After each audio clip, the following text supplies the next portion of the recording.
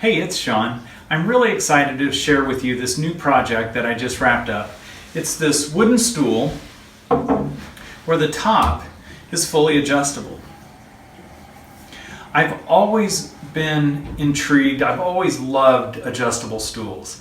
It's just one of those things I'm immediately attracted to them if I see them in a store or boutique or something. I always hover to them no matter what. So last year I got some inspiration from Beal Tool Company. I had purchased some of their tools, a tool kit from them, and in that kit there was a plan for a wooden stool that was fully adjustable. And that really kicked off my mind and my creativity. It sort of showed me that you can make an adjustable stool out of wood and gave me some tips on how to do it. I did quite a bit of redesigning from their base plans, and that's really what we've got here today. But I'm super excited about it. It was a blast to build. I think my favorite thing about this stool is who it's intended for. So this particular one is for my son Peyton. He's a third-year art student studying sculpture, and this stool is intended for his studio. This stool, the way it's designed, has got a huge range of motion. So if I run it all the way down to the bottom, it's about 19 inches, which is just a little bit higher than a typical dining room chair. So you could pull it up to the dining room table and use it no problem. You can also use it if you've got a kitchen island, a countertop height bar or something like that, seating around a kitchen counter. It can easily be raised to accommodate that. And it could even go up high enough if you've got a bar or bar height table or something like that. You can use it there as well. I've been using the prototype in the shop, and it works so well because I can dial it in just to the right height if I'm working on something on the bench, if I just want to lean back against it, if I'm kind of standing at a stationary tool or something like that. It's easy to be used there as well. So I'm really excited to get this one to my son Peyton so he can get it to use in his studio, and we'll see how it helps him create who knows what in the future. But I'm really excited about this stool and the way it came out. So if you want to see how I made the stool, stick around because the build video is following. You can see how we went from raw wood all the way to this finished stool. I started the project by getting ready for the first glue up. Here I'm flattening and smoothing one of the boards. Ended up using two boards like this. They were basically 15 inches square to make the blank for the seat.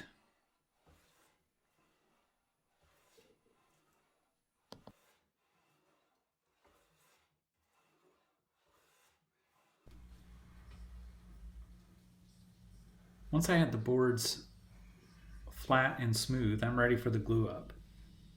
Here you'll notice I've already cut off the corners, effectively making these octagons that I'm gluing together to make this blank.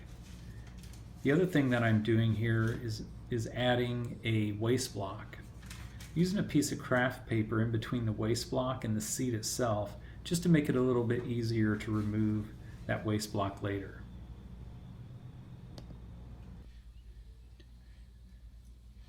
My next step in the process is to start working on the hub assembly. This is where all the structure for the stool comes together.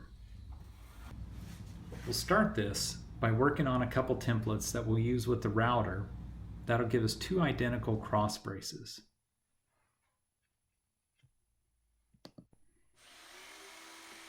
So I used my full-scale drawing to create the first template of the identical size that I need the cross braces to be. From there, I'll create a second template that's just slightly undersized.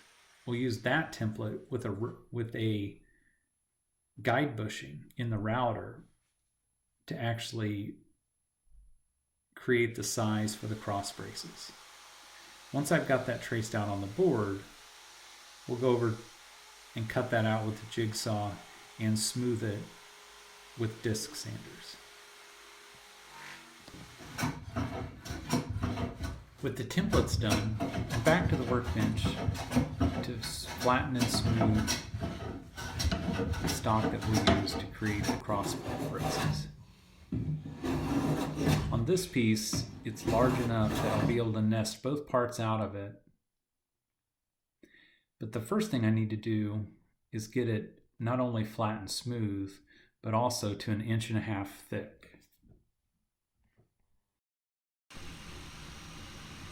With the stock 1.5 inches thick and smooth on both sides, we'll trace around the full-size template to give us some guidelines to use with the jigsaw to kind of give us a rough outline of both of the cross braces. Once we've got it roughed out, we'll use the undersized template with the guide bushing and the router to cut the cross braces down to their final dimension.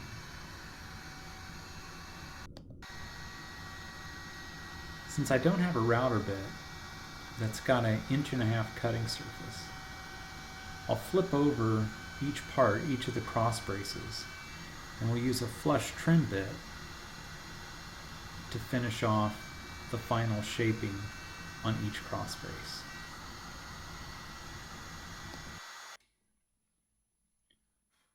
So the ends of the cross braces are not parallel to the floor. There's a slight angle to them.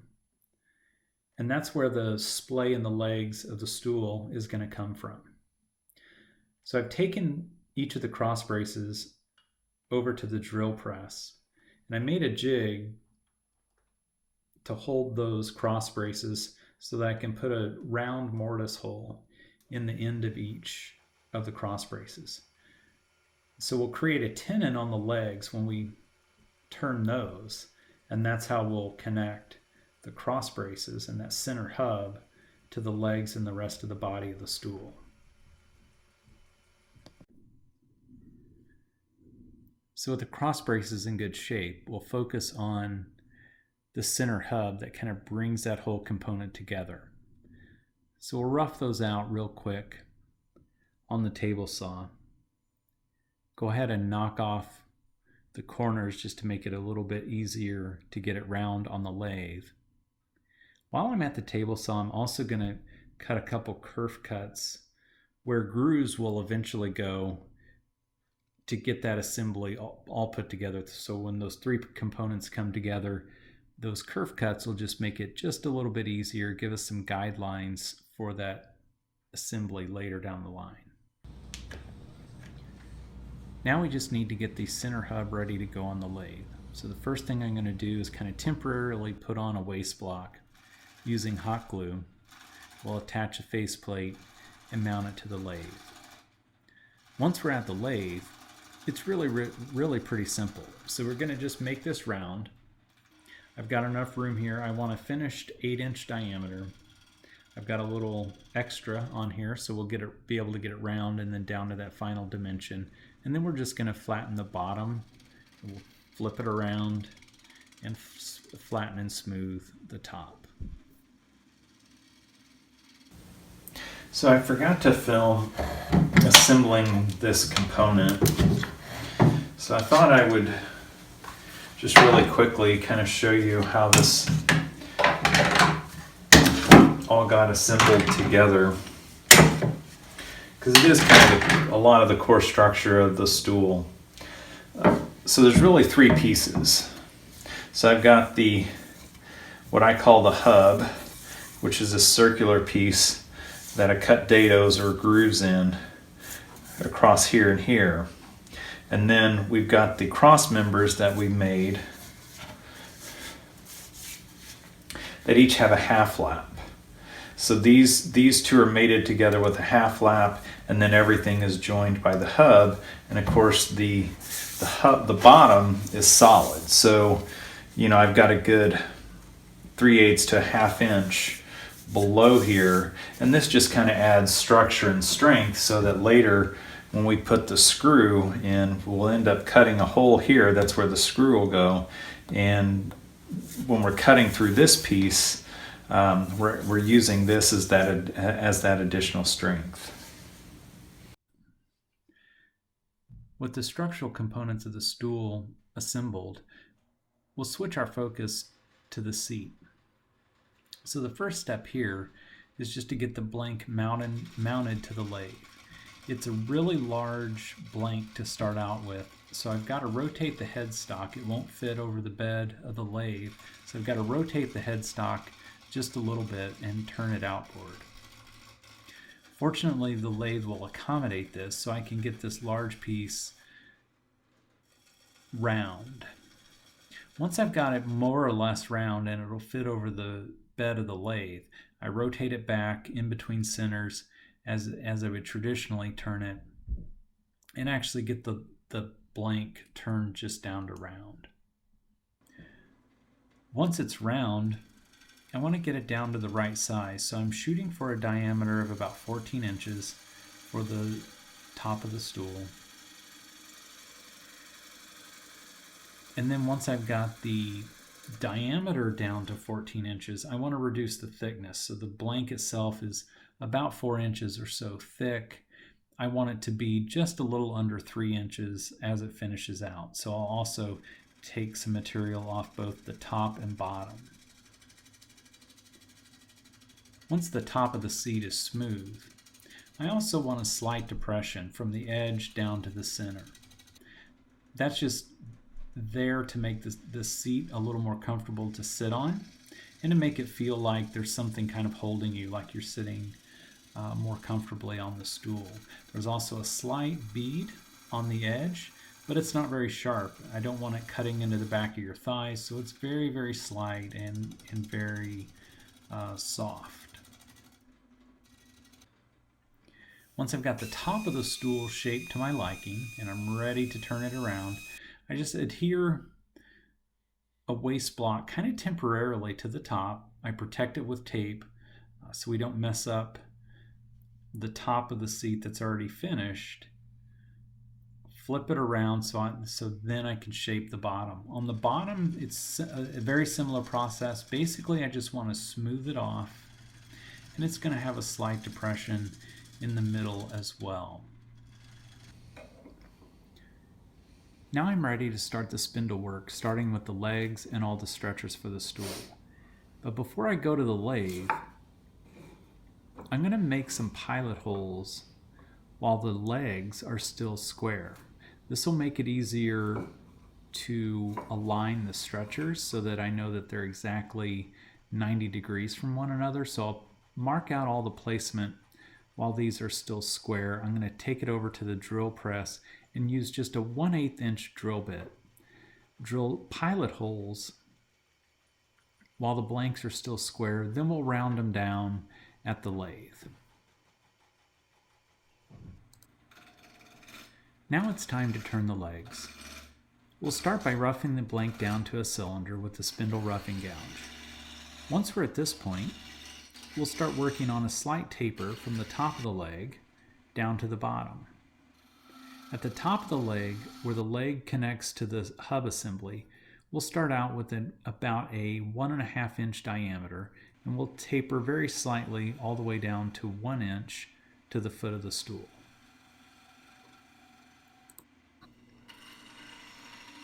With the legs done, we'll start working on the stretchers. First, we'll turn these down to about a 1 inch diameter cylinder, and we'll find a center line and create a slight taper from that 1 inch thickness in the middle down to about 3/4 of an inch. Then on the end of each of the stretchers, we'll have a 1/2 inch tenon, and that's how we'll connect the stretchers to the legs of the stool. Now we're ready to start creating the threads for the adjustable stool. We'll start with the large 1.5 inch dowel that we created over at the lathe, and we'll put the male threads on it using a die with the assistance of the router to help cut it. This is a design set up by Beal Tool Company, where once we've got the router mounted to the jig, we can just kind of feed it through gradually and it'll cut the threads for us. Now it's time to get everything assembled. We'll start by drilling 1/2 inch holes in the legs where the stretchers will connect. This is where those pilot holes we drilled previously come in so handy. The one thing that makes this assembly a little more complicated is aligning the screw. So we've got the hub assembly and a brace below it. That brace sits roughly at the height of the top of the legs, a few inches below the hub assembly. Since both of those parts are threaded, they do have to be perfectly aligned for the screw to work. So when we go to assemble the stool, we need to run the screw through the hub assembly and thread the brace up into place so that it will be perfectly aligned.